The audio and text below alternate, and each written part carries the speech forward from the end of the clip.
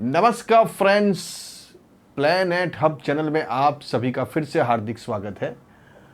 और इस बार सब्जेक्ट रहेगा मीन राशि सूर्य ग्रहण 25/10/2022। 25/10 को सूर्य ग्रहण सोलर एक्लिप्स होने वाला है। बहुत से लोग अभी भी कंफ्यूज है कि कौन से दिन नया साल मनाया जाए, क्योंकि हमेशा नया साल दिवाली के दूसरे दिन होता है।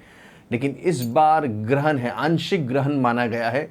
भारत में, हिंदुस्तान में उसकी असर थोड़ी बहुत भी दिखने वाली है।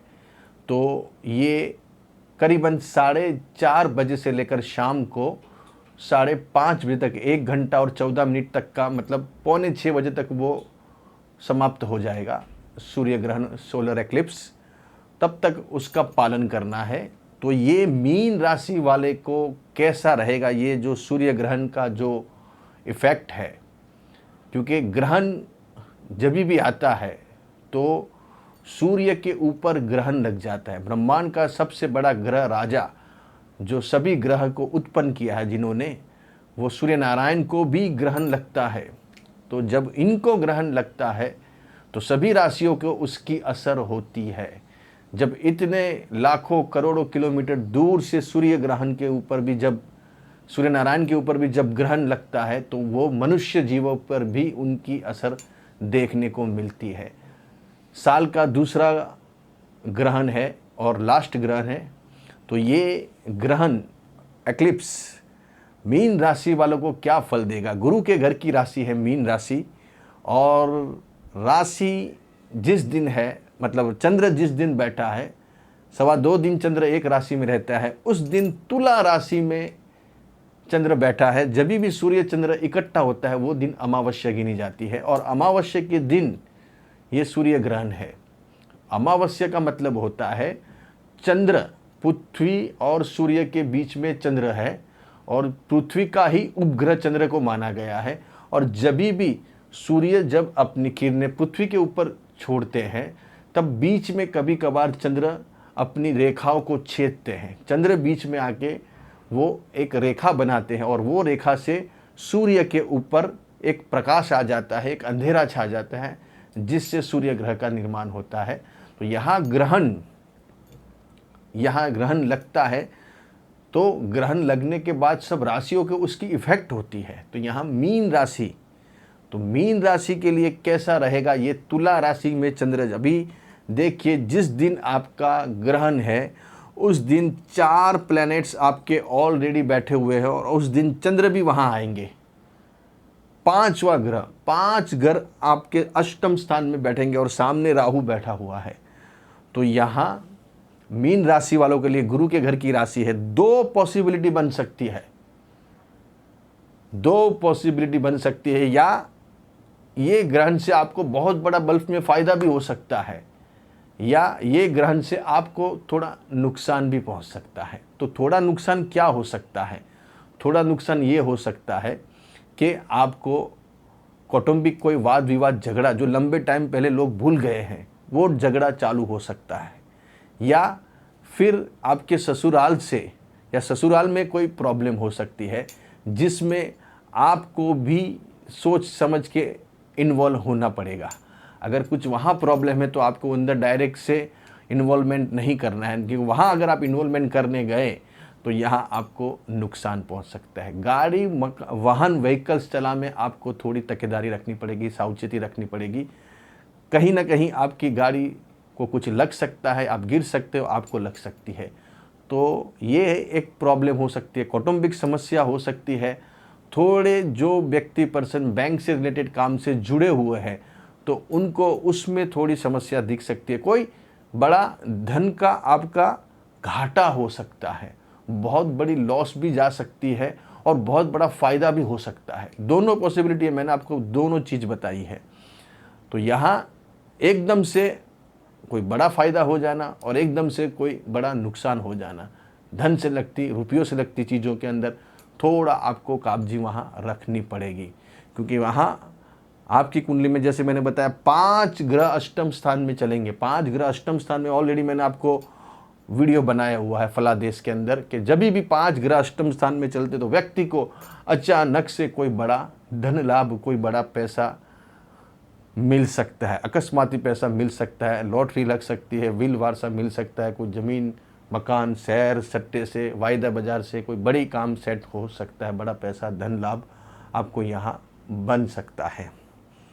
तो ये तो बात हुई इसकी। अभी सूर्य ग्रहण है तो लेकिन देखिए आप पहले सूर्य ग्रहण है, उसमें आपको जब तकेदारी आप रखोगे तो उसके बाद ये सब चीज़ें आपको दिखेगी। आपको सूर्य ग्रहण के टाइप ने आपने प्रिकॉशन ले लिए हैं तो आपको फिर ये समस्या इतनी नहीं आएगी जो मैंने आपको बताई है।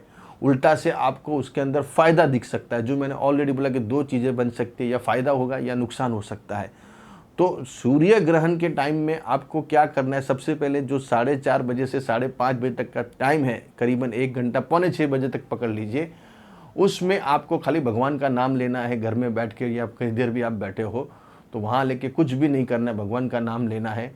फिर आपको जैसे ही सूर्य ग्रहण समाप्त होगा, सोलर एक्लिप्स, फिर आपको उसके बाद स्नान करना है। स्नान करने के बाद आपको फिर वापस भगवान का नाम लेना है और खाना खाना है।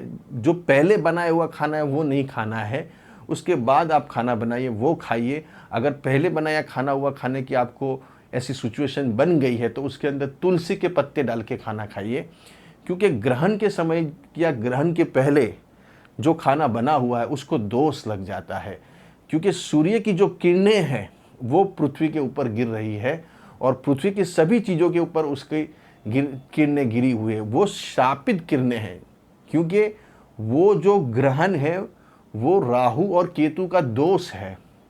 जो रेखाएं बिंदु छेदती है वो रेखाओं के ऊपर से ही वो अंधेरा छाया हुआ है। पृथ्वी, चंद्र और सूर्य, ये तीनों के बीच में एक रेखाएं बनती है, अक्षांश रेखांश से, जैसे उसके विषुववृत्त और ये वृत्त से, कर्क वृत्त से। तो यहाँ से फिर वो रेखाएं बन के वो छेदने के बाद उसके ऊपर ग्रहण लगता है।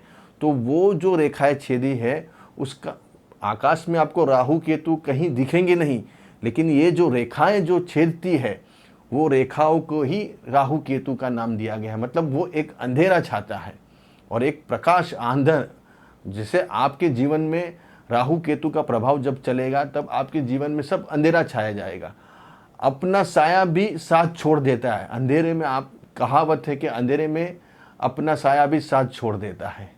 मतलब आप अंधेरे में अपने साये को नहीं देख पाओगे, अंधेरा ही रहेगा तो आपको साया कहाँ से दिखेगा।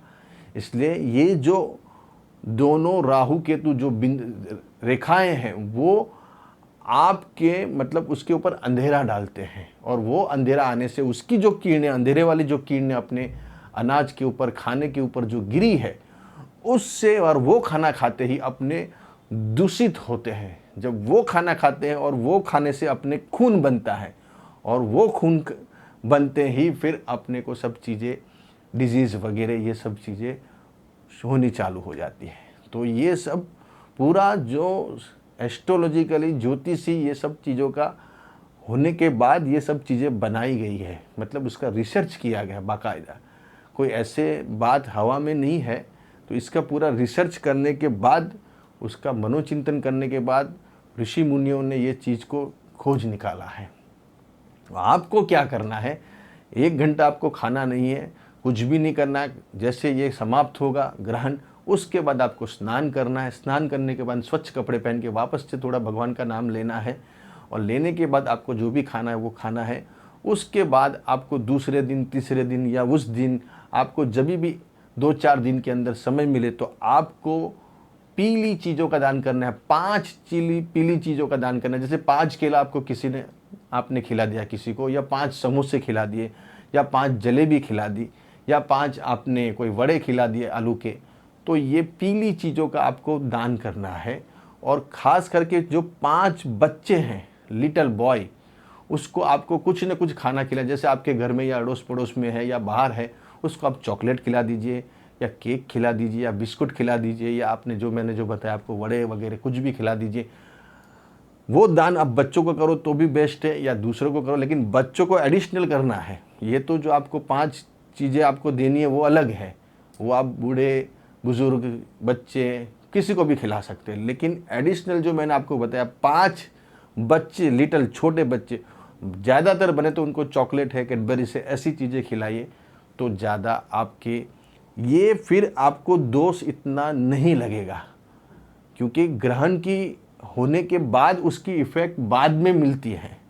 ग्रहण हो जाता है दिसंबर जनवरी में, आपने देखा होगा 2022 में जनवरी के अंदर सोलर एक्लिप्स हुआ था, सबसे बड़ा सूर्य ग्रहण हुआ था। उसके बाद मार्च में ही कोरोना आया, उसकी जो असर है वो असर अपने को सबको देखने को मिली पूरे ब्रह्मांड में, पूरे विश्व में। इतना बड़ा सूर्य ग्रहण था, पूरा अंधेरा छा गया था अपने हिंदुस्तान में भी। तो जिन्होंने उस टाइम पे सूर्य ग्रहण का पालन किया है उनको जरा भी समस्या नहीं आई कोरोना के अंदर, कोई भी चीज़ को लेकर उनकी हेल्थ को भी इश्यू नहीं आया, उनको फाइनेंशियल भी कोई प्रॉब्लम नहीं आया, इनको कोई तरीके का कोई प्रॉब्लम नहीं है। लेकिन जिन्होंने वो प्रिकॉशन नहीं लिए, उन्होंने ग्रहण का पालन नहीं किया है, उनको सबको समस्या आई है। इसलिए समस्या कब आती है? जब आप प्रिकॉशन नहीं लेते हो। तो यहाँ मीन राशि वालों को भी ये सोलर एक्लिप्स है, सूर्य ग्रहण है 25/10 को, उसका बने उतना पालन कीजिए, इस हिसाब से चलिए। हम आपको खाली ज्योति डाल रहे हैं, प्रकाश डाल रहे हैं, आपको करना नहीं करना वो आपके ऊपर है, मानना नहीं मानना हमारी कोई आपसे ज़बरदस्ती नहीं है। आप खाली हम आपको एक हिंट दे रहे हैं, एक आइडिया बता रहे हैं, एक प्रिडिक्शन बता रहे हैं। अच्छे रहो, बढ़िया रहो, खुश रहो और लोगों को साथ लेके चलो।